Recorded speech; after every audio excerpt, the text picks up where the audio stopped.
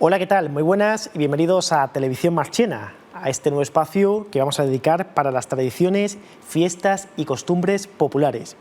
Un espacio que vamos a desarrollar en diferentes capítulos, donde, como decimos, vamos a tener espacio para desarrollar y conocer un poco más las tradiciones y, al fin y al cabo, lo que viene siendo nuestra cultura local. Para desarrollar esta serie de entregas, pues no me voy a encontrar solo, ni mucho menos.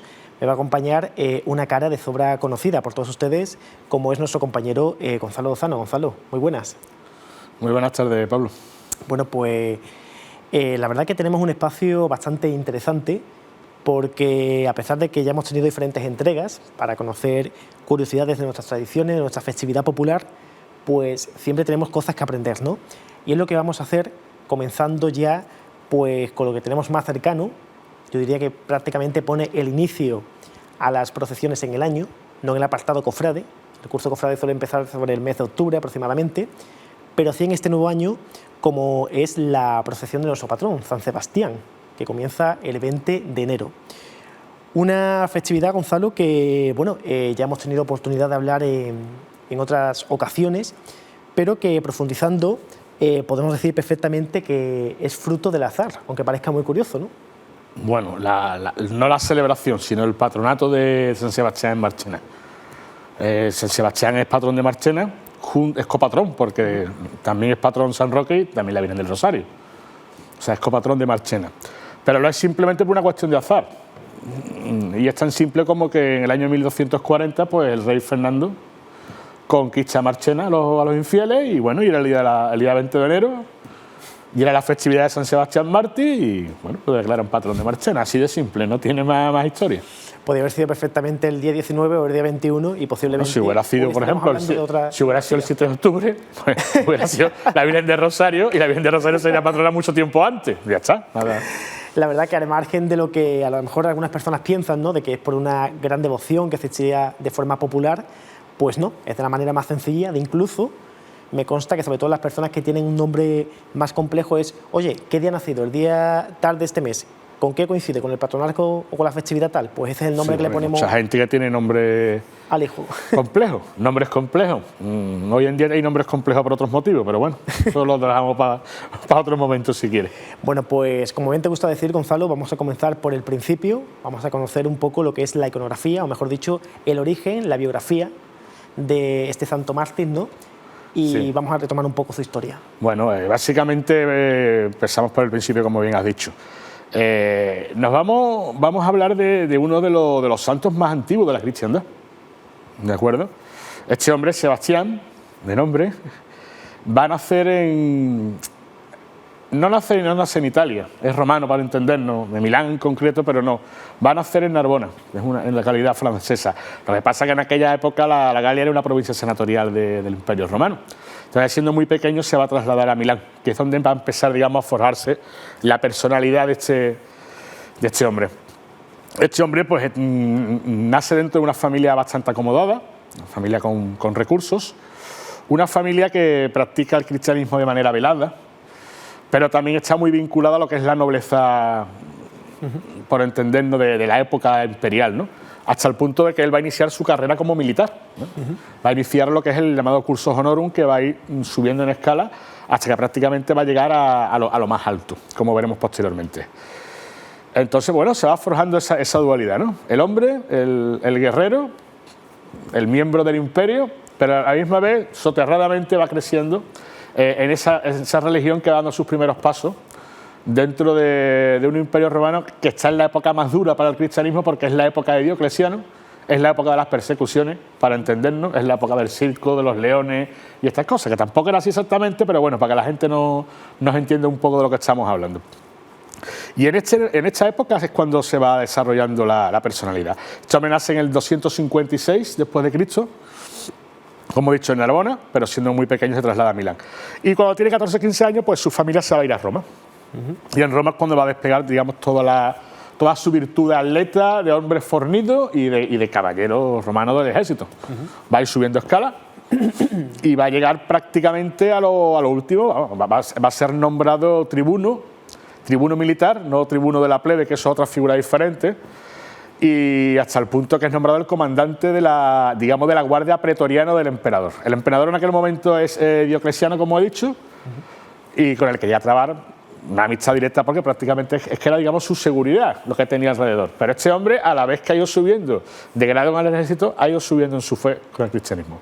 Hasta el punto de que él se lo llega a plantear, su acceso a la carrera militar es como una herramienta para poder estar cerca de aquellos cristianos que perseguidos, para poder echarle una mano. Y al punto de que el nota iba cuando lo han detenido y va a consolarlo y a darle... Se sigue demasiado.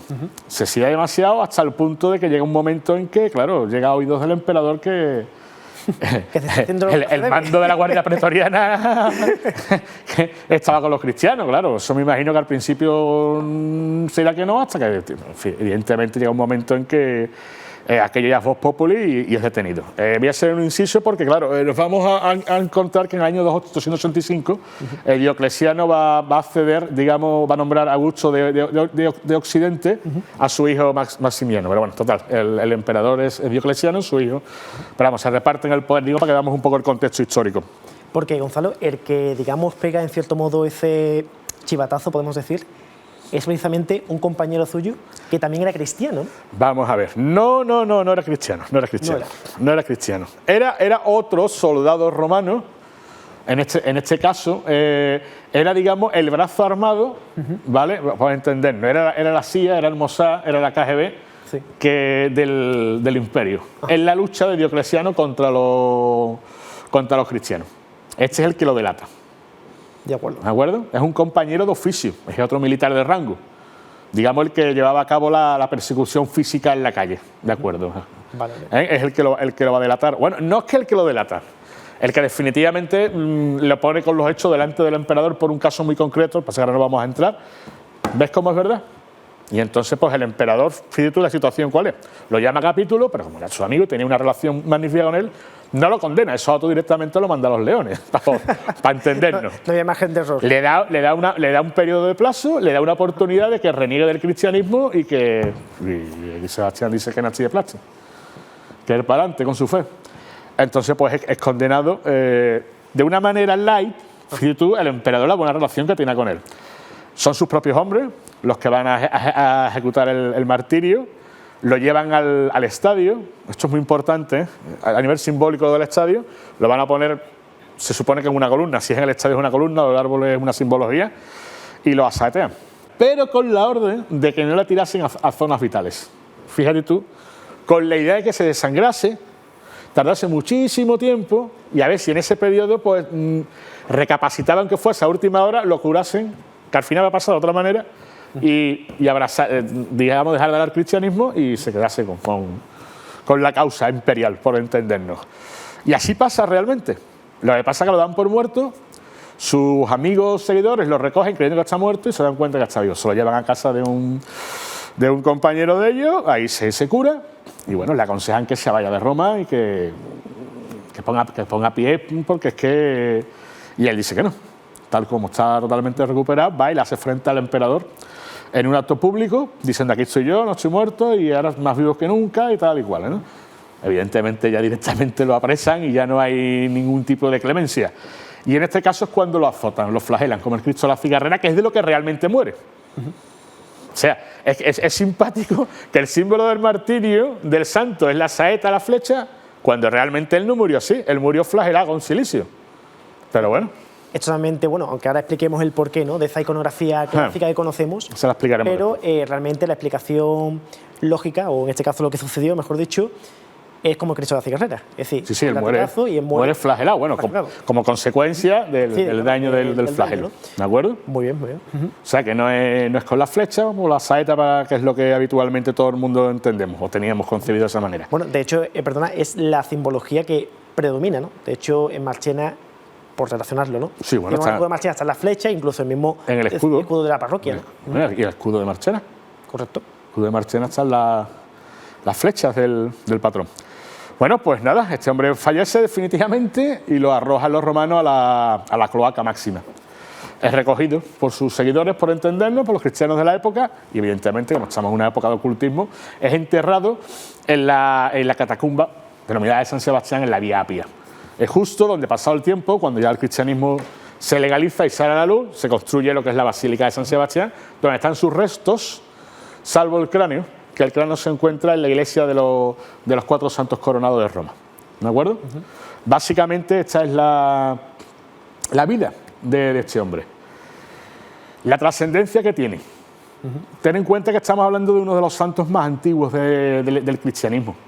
Entonces, Sebastián tenía un tirón, sobre todo porque había vivido la persecución, era un mártir de la causa, se había rebelado al imperio desde dentro del mismo imperio, teniendo, digamos, un estatus de caballero que quiera que no le dio un cierto realce. La prueba evidente es que prácticamente terminan las persecuciones y aquello se va a ir encaminando a poco tiempo después. Va a venir el edicto de Milán, se va a normalizar el culto, o sea, tienes libertad de culto y después, pues prácticamente 70 años después, pues se va Teodosio, pues va a imponer la religión cristiana como la oficial del Imperio Romano. Fíjate tú todo lo que pasó a raíz de personajes de esta magnitud, que es lo importante realmente de Sebastián. Y Sebastián, pues aparte de ser patrón de muchísimas localidades de España, de Europa, del mundo, pues es patrón de los militares, es patrón de los atletas,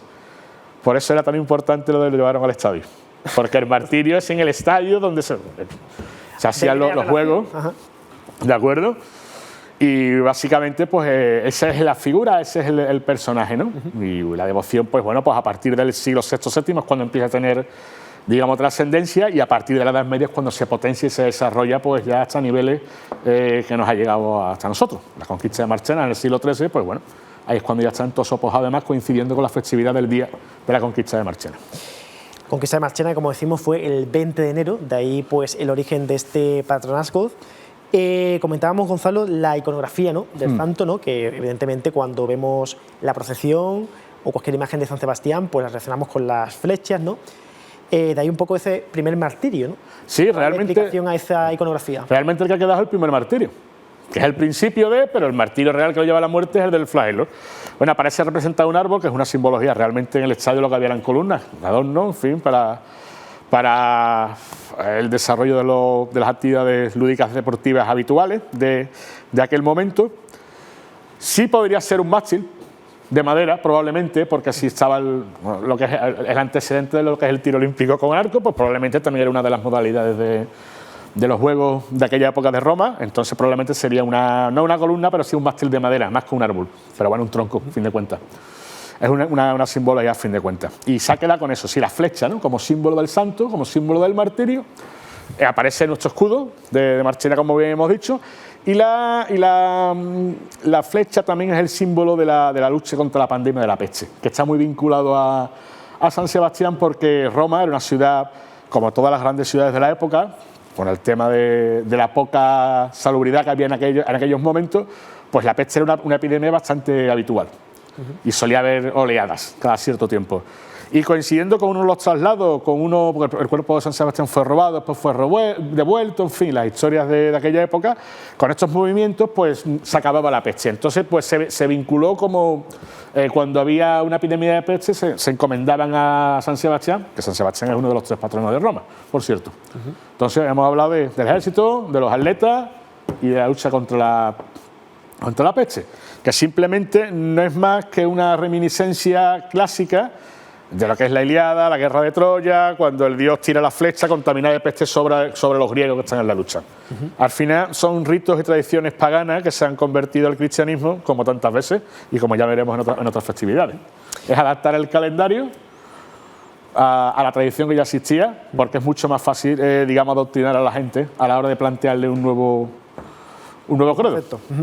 Bueno, tanto es hacia la antigüedad, porque según has comentado, Gonzalo, es una auténtica realidad. San Sebastián es uno de los santos más antiguos de la Iglesia, ¿no? Claro. Y por tanto, a su vez, llevándonos un poco a nuestro país, ¿no?, a España, también se convierte en un santo tradicional, ¿no? Sí, es antiguo y de los que tiene más tradición, por ejemplo, lo que te he dicho, porque es que realmente fue el que estuvo metido en toda la pomada de la persecución cristiana cuando fue aquello más duro. Fue la época, digamos, los años de plomo, por nunca mejor decirlo, de aquella época, ¿no? Entonces, por eso, digamos, tiene tanta magnitud el personaje a nivel internacional. A nivel internacional lo que tenemos que tener claro es que es el Imperio Romano. Ten en cuenta que el Imperio Romano llegaba hasta las Islas Británicas. Era toda la Europa occidental que nos conocemos nosotros, era Roma. Pues la verdad que... Evidentemente después la tradición va a pasar a América, a través de España y Portugal, ¿no? Con la conquista. Entonces todo eso se lleva para allá con las órdenes religiosas, evidentemente, que ya órdenes religiosas que florecen la mayoría en la Edad Media y se hacen fuertes en el Renacimiento cuando van a la evangelización. Eso ya lo doy por hecho, ¿no? Sí. Bueno, pues la verdad que, como vemos, San Sebastián tiene una amplia historia que contarnos. Ya hemos visto un poco los orígenes, ¿no? Tanto a nivel local como la biografía del propio mártir. Y centrándonos un poco ya en Marchena, ¿no? Yo te voy a hacer unas preguntas que a mí me gustan, Gonzalo. Vamos a ver. De las que te ponen en situación, ¿no? Como tú dices. Vamos a ver. Bueno, es cierto que, según me has comentado, ¿no? A partir del... No recuerdo si a partir del siglo VI, el siglo VII, ¿no? Empieza a fomentarse lo que es la devoción a San Sebastián, ¿verdad? ¿En Marchena crees que ha existido una época dorada para la devoción a San Sebastián, aunque después se haya perdido por el tiempo? ¿O nunca ha sido una devoción, a pesar de ser el patrón, muy demandada, ¿no? Por parte No, yo sé por dónde tú vas. San Sebastián no ha sido la Virgen de Rosario. Es más antiguo, porque tiene una tradición mucho más antigua, se ha sostenido durante mucho más tiempo, evidentemente, pero no ha sido ese punch que tuvo la Virgen de Rosario o que en su momento tuvo la Virgen de los Desamparados. Eso no. Es un peso pesado en la tradición de la Iglesia católica y ortodoxa, porque estamos hablando de una iglesia del principio, que no ha tenido la separación. La festividad la celebran también los orientales, para entendernos, los que no son católicos, cristianos orientales, por entendernos, ¿vale? Para que veas la magnitud del santo. Pero ha sido más, digamos, un icono. Un icono, ya que San Sebastián es considerado como un referente, pero después también a nivel estético, a nivel de la historia del arte, sobre todo a partir del medievo, es una figura muy recurrente a la hora de representarse, tanto en pintura como en escultura. Y la prueba evidente es pues, la imagen que tenemos en Marchena, ¿no? Una imagen que ahora hablaremos en nada, un poco más y profundizaremos sobre ella, pero fíjate que, tomando un poco de referencia al dato que me has dado, has citado, por ejemplo, a la Virgen del Rosario, la Virgen de los Desamparados. Quizás como prueba de su devoción son imágenes que anteriormente han tenido sus propias hermandades. Posiblemente San Sebastián nunca haya tenido, ¿no? Pablo, es que hay una cosa muy importante. La devoción a María Santísima es posterior. Es fuerte a partir del Concilio de Trento. Es cuando empiece... ¿Por qué? Pues cuando se dejan las bases básicas teológicas de lo que nosotros somos en la realidad. Y ahí empezamos ya con las discusiones, con los dogmas inmaculistas, con todas las cosas esas que han llegado hasta nuestros días. Ahí empieza a florecer realmente la devoción a María Santísima. Aquí estamos hablando de una cosa mucho más ancestral, más básica, más rudimentaria, pero quizás es una piedra filosofal de lo que tenemos en la religión a día de hoy. Tenía un carácter mucho más simbólico, pero era fundamental en esos principios, en esos tiempos pretéritos. Lo otro ya es una cosa más actual dentro de un contexto occidental ibérico. Fíjate lo que te estoy diciendo, porque evidentemente la devoción que existe de la Virgen es a partir de esa fecha, pero evidentemente la devoción que hay en España y por supuesto en la Baja Andalucía no es comparable a la del resto de Europa. Y ahí cuando hablo de la Baja Andalucía meto también a la parte de Hispanoamérica e Iberoamérica, porque evidentemente están conectados directamente con nosotros. Bueno, y ahora sí, antes un poco de profundizar lo que viene siendo la festividad propiamente en Marchena, hacemos referencia a la imagen de San Sebastián, a la imagen de nuestro patrón, una imagen que desde luego tú que eres historiador del arte nos puedes analizar y nos puedes profundizar un poco más, ¿no?, del rango que tiene. Mira, la imagen, antes de que empecemos con el autor, que es Gaspar del Águila, que es el mismo que va a ser la Virgen de la Soledad, prácticamente en torno a la misma fecha. Estamos hablando entre una horquilla entre 1570 y 1575. Gaspar del Águila, aparte de trabajar para la Hermandad de la Soledad, que está recién fundada, de hacer el patrón que va en el retablo del original de la iglesia antigua de San Sebastián, que después con el terremoto de Lisboa hay que rehacer entera completamente, solamente queda de saltar la imagen. Ahora hablaremos de la imagen. También trabaja en la parroquia matriz de San Juan, en fin, está todo perfectamente documentado. Este señor es un escultor abulense que va a llegar en el equipo que va a venir a Sevilla con Juan Bautista Vázquez el Viejo, de la mano de Isidro Villoldo, para el altar de la Cartuja, ¿de acuerdo?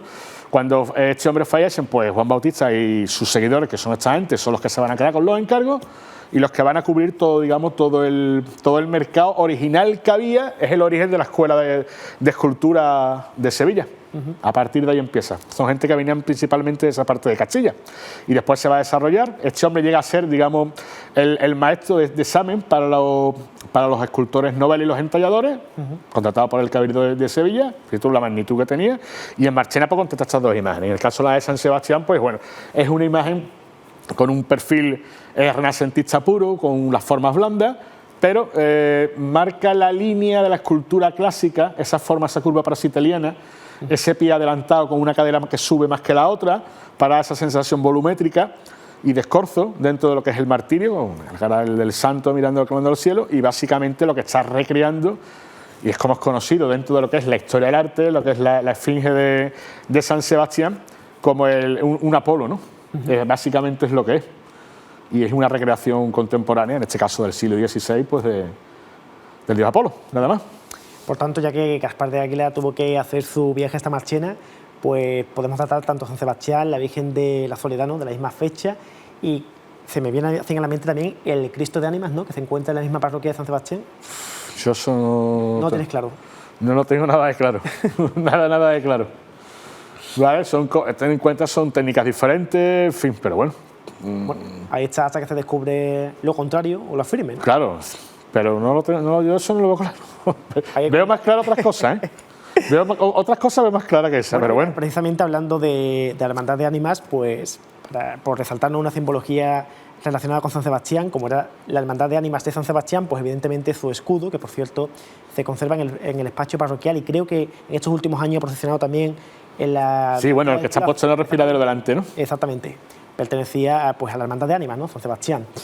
Bueno, pues ya tenemos lo que es la imagen, ya estamos situados en Marchena, ¿no? Y ahora, Gonzalo, por resaltar un poco, pues cómo es la festividad, cómo celebra, o ha celebrado, mejor dicho, Marchena a lo largo del tiempo la nomástica de su patrón. Bueno, vamos a ver una cosa. Lo que hay que entender es que antiguamente había muchísimos días de fiesta durante el año. Prácticamente todos los meses tenían un par de días de fiesta, pero es que se trabajaba todos los días de la semana. Solamente se descansaba el domingo por la tarde. Entonces había que tener un par de días de fiesta de lo que fuese para que la gente tuviese un poco de vida, ¿no? Entonces por eso había tantísimas fiestas. Esas fiestas se han ido perdiendo. Ya hoy en día, si yo digo, por ejemplo, que el día de San José es la fiesta en España, o el día de Santiago, algunos me van a decir, este chaval está loco perdido. Bueno, la gente de mi edad, incluso un poco más joven, se acordarán perfectamente que el día 19 no había colegio de marzo, ni instituto, ¿vale? Y el día 25 era fiesta. Aunque ya estuviéramos con las vacaciones de verano, pero era fiesta. Y esas fiestas se fueron perdiendo. Pues antes había muchísimas más fiestas. Entonces, todo este tipo de fiestas tenía un carácter popular y de celebración, básicamente de convivencia y de encuentro, que no existía en el resto del año, ¿no? No existían las ferias.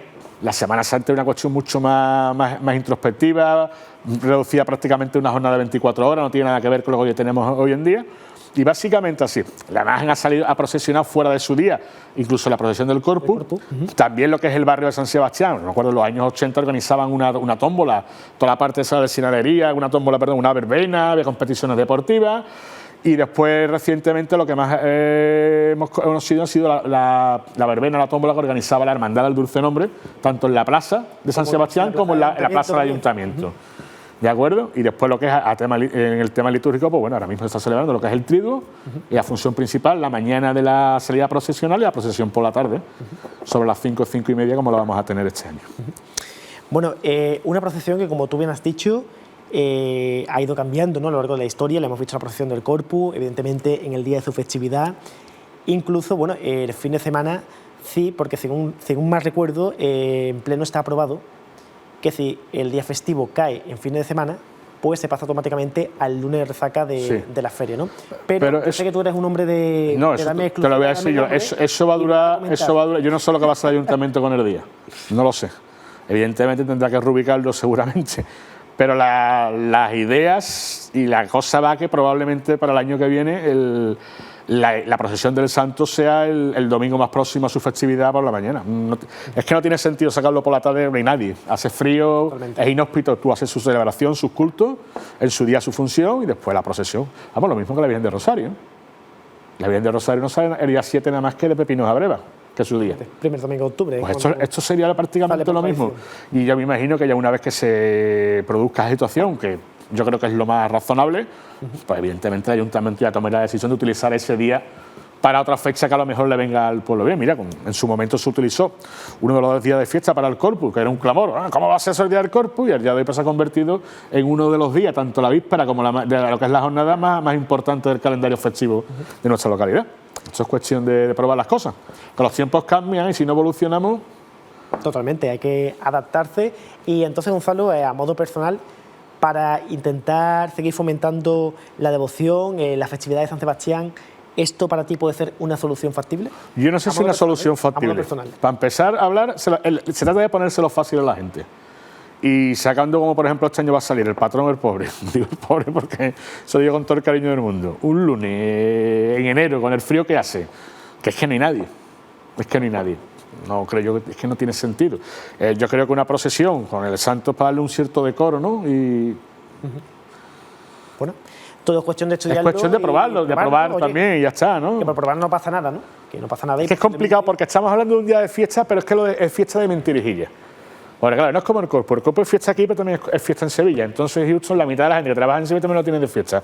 El día 20 está recién pasado las Navidades, hace frío, están las rebajas, y si encima te quedan 3 semanas no hay ganas, y después hay gente que tenga el día libre en Marchena, aprovecha para trabajar para después cogérselo para el viernes o para el lunes siguiente. Entonces, al fin de cuentas, no tienes... gente que trabaje en Marchena, que tengan, oye, la facilidad, ¿no?, de trabajar en nuestro pueblo, pero si cae viernes o lunes, como en este caso, pues lo más normal que la gente diga, pues mira, voy a aprovechar y me hago un mini puente o me desconecto estos días. Pues por eso yo creo que es más lógico que se celebre la procesión con más, te quiero decir, con más volumen, con más asistencia. Por ejemplo, la mañana del domingo más próximo va a ser mucho más glamuroso y va a estar mucho más distinguido, y después ese día de fiesta que se aproveche a nivel municipal para el pueblo el día que mejor considere la gente.